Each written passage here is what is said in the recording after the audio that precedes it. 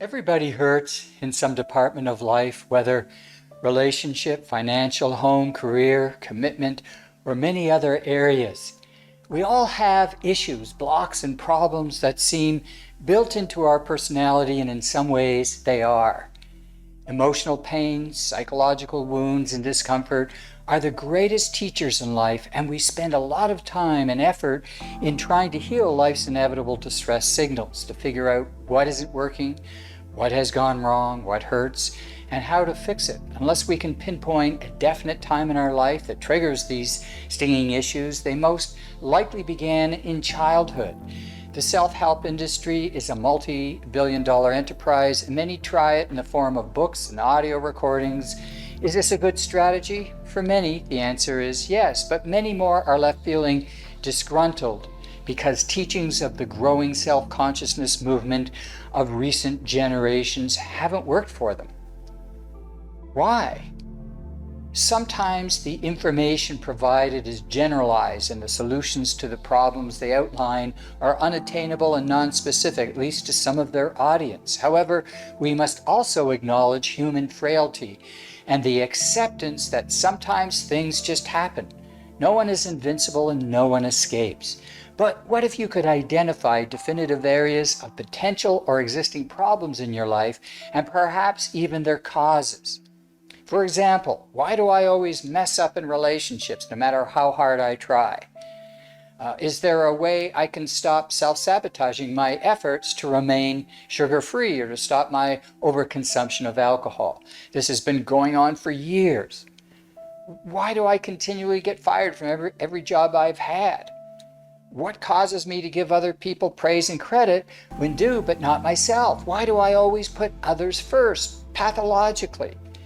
Because you can often locate a specific problem in astrology, pinpointing causal areas of your pain points in your life, so to speak, it makes it that much easier to work on exact concerns, especially if it feels right when they are explained.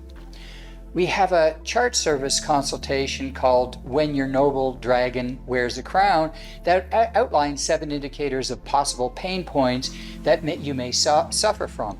Again, why do you repeat behavioral patterns that appear self-defeating over and over again? Lessen your frustration by understanding these 7 areas as possible solutions. Your birth chart is analyzed by using the following. Number 1, your sun sign. Do you downplay your uniqueness? Do you hide your greatness and your talents?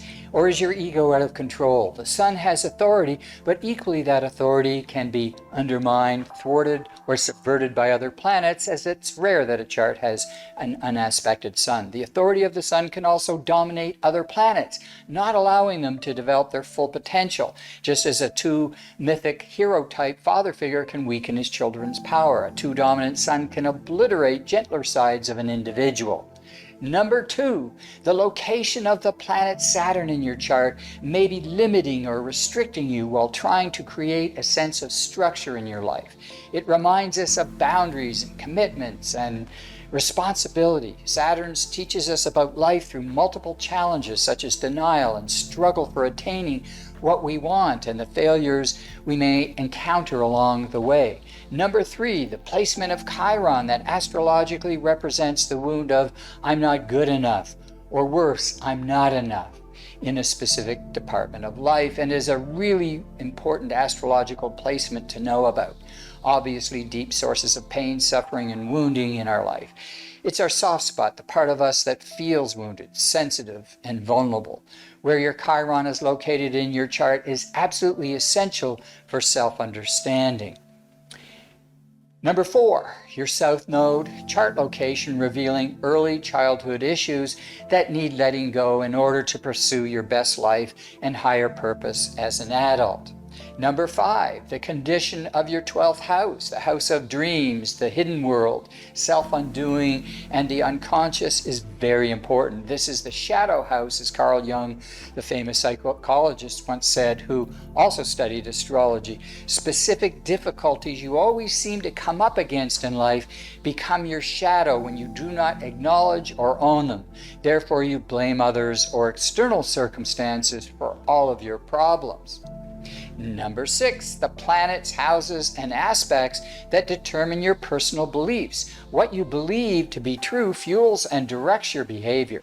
If you believe that you can't accomplish or achieve something you really want, you won't. Number 7, the planets, houses, and aspects that define your values and what you think is important. If you do not believe you have worth, that you do not deserve anything because you are not worthy or important enough to have X, Y, or Z, life will block you from having them. It is imperative that you understand, acknowledge, and prioritize what you believe to be important to you personally. The lowest symbolic representation of the dragon may be negative, chaotic, and perhaps even tyrannical.